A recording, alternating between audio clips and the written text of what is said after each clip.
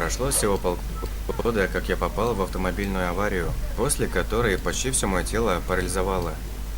Я не могу двигать ногами. Правая рука хоть и двигается, но грация в ней, как в мешке с рисом. Нормально функционирует только левая рука. Я не буду вам рассказывать о том, что я думаю о таксистах, работающих по 16 часов в день, о неработающих подушках безопасности и о древних машинах, металлический каркас которых с предательской ловкостью рвется и изгибается в случае аварии. Что я могу сказать? С тех пор жизнь моя стала, если не адом, то чем-то очень на него похожим. Спустя неделю, как меня выписали из больницы, каждый день в послеобедное время ко мне приходила сиделка. Женщина средних лет, волонтер. Готовила мне еду, помогала по дому, мыла меня в ванной. Извините за подробности, но, к сожалению, именно так оно и было. Раз в неделю приходил медбрат Артур. Делал массаж, ставил уколы и отсыпал из сумки горсти таблеток, которые должен был пить всю следующую неделю. Довольно жалкое существование. Хуже всего было то, что когда сиделка и врач уходили, я был предоставлен сам себе. Интернет, сериалы, онлайн-игры, телевизионные передачи, книги и прочая хрень быстро надоедали. Из-за боли в спине я не мог подолгу находиться в одном положении. Постоянно приходилось поворачиваться, менять позу, что довольно проблематично всего с одной рабочей рукой. Передвигаться по дому – то еще удовольствие. Соседи снизу, наверное, задумались о найме киллера. Я бы так и сделал на их месте. Лязг коляски, постоянные падения меня и предметов, плач и скулёж по ночам. И вот, очередной бессонной ночью, я пытался развлекать себя посматриванием за окнами соседнего дома. Да, это ужасное занятие, простите. У меня был старый бинокль, при помощи которого я и погружался в жизнь незнакомых людей. На 5-м этаже в угловой квартире жила эталонная семья. Муж, жена, 2 детей. Правда, когда мужа днем не было дома, к его возлюбленной забегал сосед с 7-го этажа. На 8-м был притон наркоманов. 6-й этаж был как на подбор, забит стариками. Разномастные деды с бабками из разных квартир каждый вечер проводили за синхронным просмотром телевизора. На 9-м происходило самое интересное. Там жили студенты, и практически каждый день устраивали пьянки. Полуголые девчонки, громкая музыка.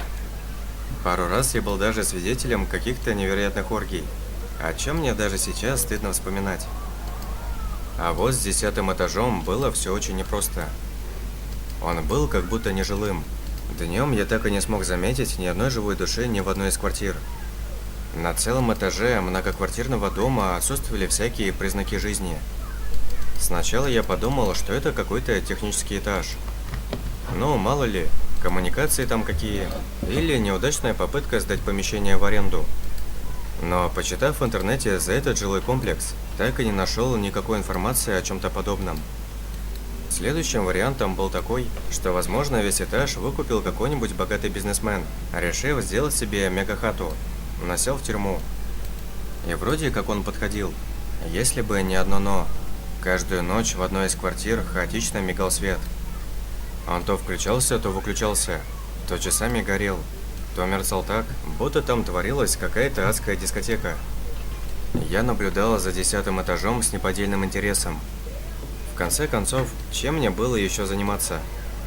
И вот, в один из дней, ночью я не спал. Досмотрев фильм, я взглянул на часы. 3:41. Не знаю почему. Я в очередной раз взял бинокль и принялся следить за происходящим на 10-м этаже соседнего дома. И тут я все-таки увидел движение в окнах. Сначала я обрадовался, все-таки этаж не пустует. Но довольно быстро эта радость переросла в страх. Что-то, какая-то тень, двигалась из левого угла здания в правый, от окна к окну так, словно между квартирами действительно не было стен. Я не мог разглядеть ту тень подробней, до тех пор, пока она не приблизилась к окну, в котором мигал свет. Все, что было потом, для меня запомнилось отрывками. Вспышка света в окне позволяет мне рассмотреть тень. Я понимаю, что это не человек.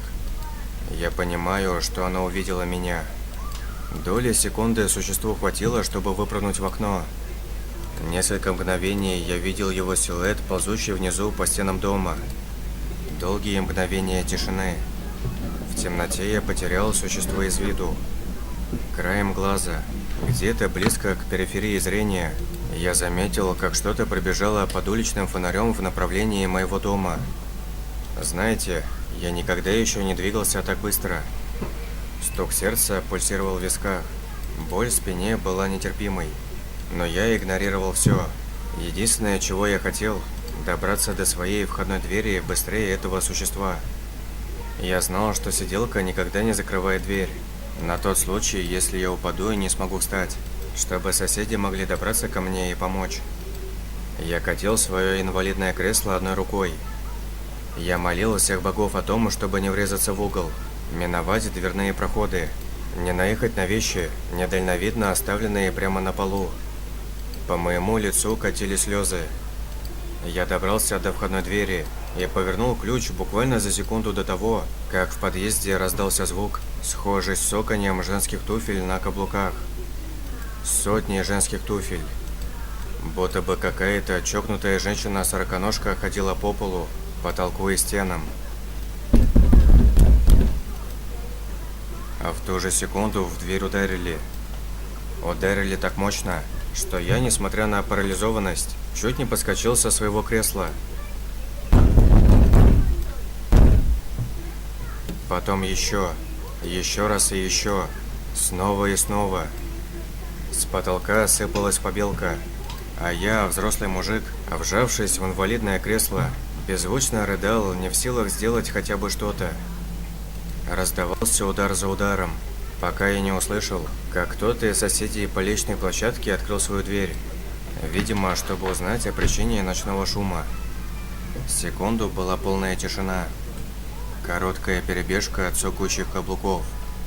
Тихий всхлип. И все. Я сидел на своем кресле, боясь пошевелиться, до тех пор, пока за окном не начало рассветать. С тех пор прошла неделя. Я перестал слышать своих соседей. За стенкой перестал реветь ребенок. Молодая пара из квартиры напротив моей больше не ссорилась, а девушка из соседнего крыла больше не выходила гулять с собакой по утрам. Уже 3 дня не приходила сиделка, а вчера Артур так и не принес мне новую порцию лекарств. Каждый день ночью я подъезжаю к своей двери. Каждый день подолгу смотрю в глазок. Сегодня, взглянув в него, я так и не увидел знакомых очертаний подъезда. Долгие секунды у меня ушли на то, чтобы осознать. Я смотрел в огромную бездонную пасть, полную острых кривых зубов. Все началось с того, что я начал арендовать гараж неподалеку от своей квартиры. Родная познакомила меня с владелицей гаража, женщиной в возрасте, которой гараж был не нужен.